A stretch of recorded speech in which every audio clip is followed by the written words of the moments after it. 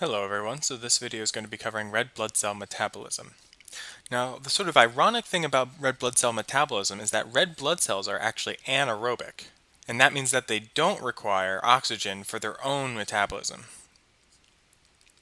even though that red blood cells are responsible for carrying oxygen to all the other parts of the body. The main key takeaways from the fact that red blood cells are anaerobic is that we get our ATP from glycolysis,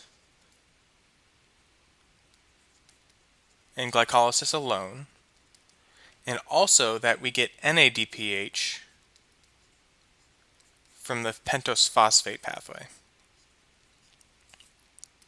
Now, why are these two things important? Well, when we're making ATP from glycolysis, that means we're going to have a bunch of 2,3-BPG.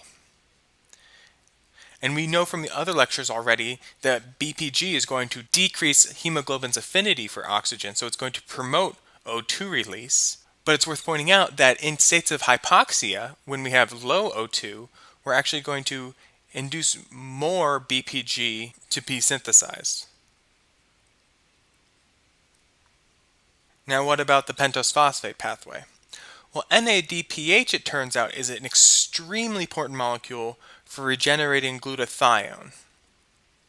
And glutathione is a very powerful antioxidant. So glutathione is responsible for detoxifying hydrogen peroxide.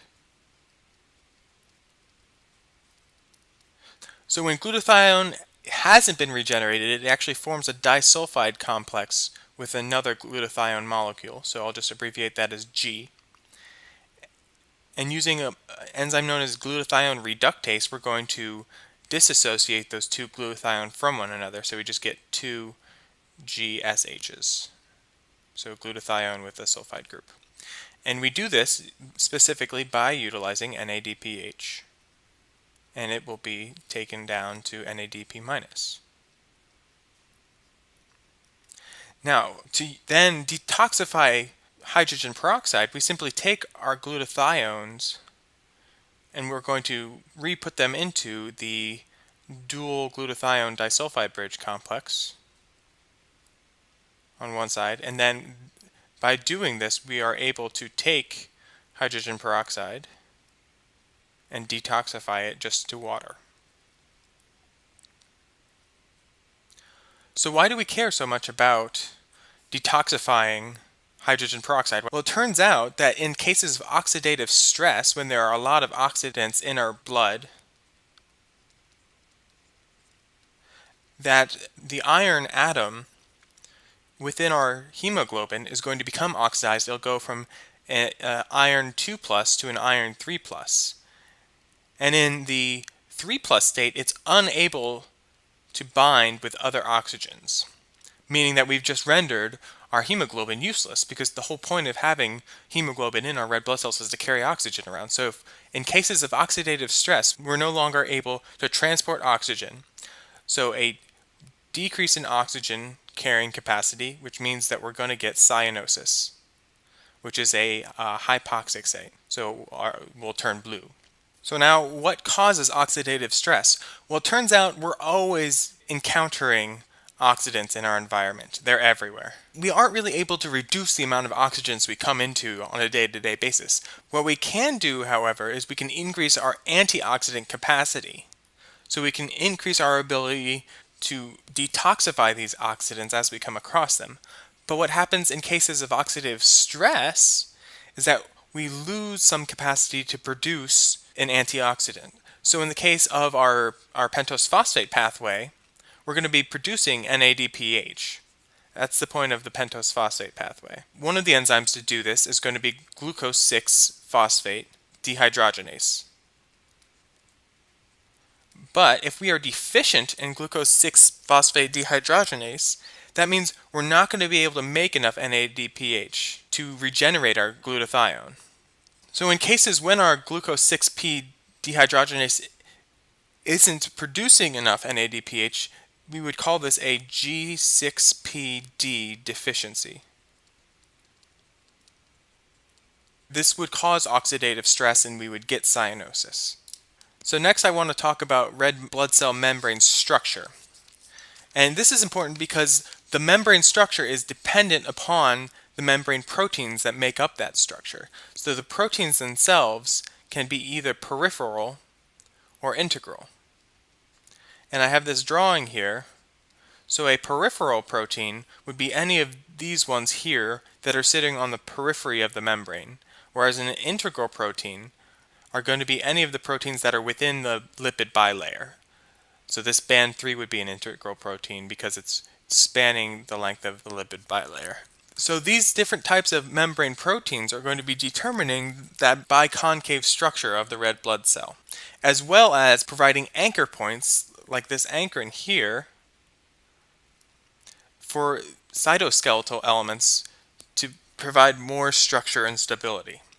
Now, proteins themselves are extremely difficult to isolate. So all of these proteins, because they are within the lipid bilayer membrane, they have to be boiled in a detergent known as SDS.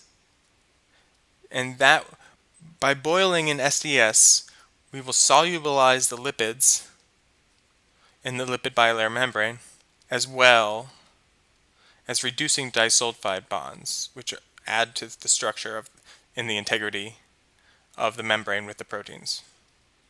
So what happens if we have a problem with these proteins? We have some sort of mutations that's affecting them. Well, we can have a condition known as hereditary spherocytosis.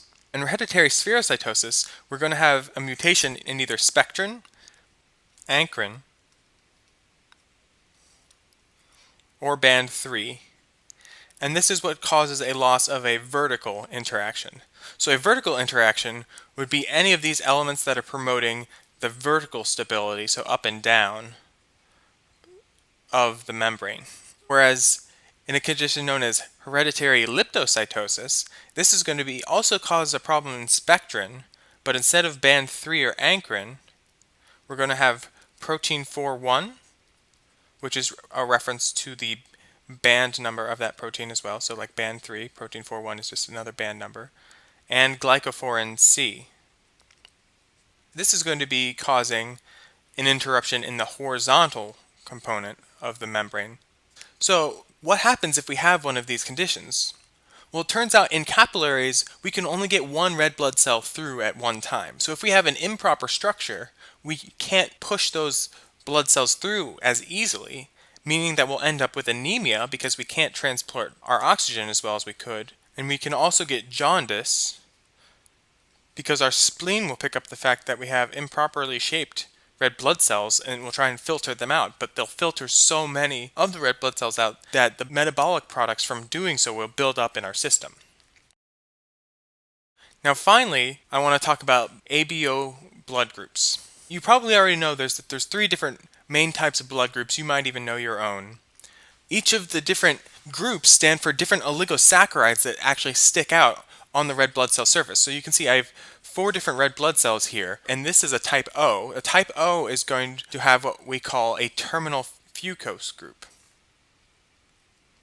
And I've just represented that by these little white sticks. So for all of these blood groups, they all have this terminal fucose, as you can see here I've drawn it in. So it will always have the terminal fucose, which I'll just abbreviate as TF. So type A will have a terminal fucose, type B will have a terminal fucose. But the difference being that type A also has what we call an N-acetogalactosamine. And this ends up being a side chain, like you can see here I drew in with these blue dots. And finally, for type B, we have our terminal fucose again, but we also have, this time, just a simple galactose side chain. And so a type AB is just going to have a mix of both the N-acetogalactosamine and the galactose side chains. Now these side chains are going to end up to be acting as antigens for our immune system.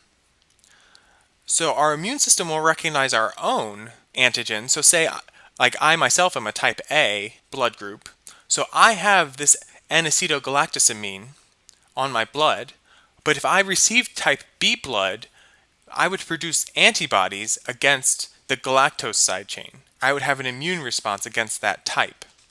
And so type O then would have an immune response against all of the different types of blood except for itself, but it can give to any type it wants because all the types have that terminal fucose. So type O is known as the universal donor. Whereas type AB is going to have both side groups, therefore it won't produce any sort of immune response, but at the same time it can only give to type AB. So it is known as the universal recipient.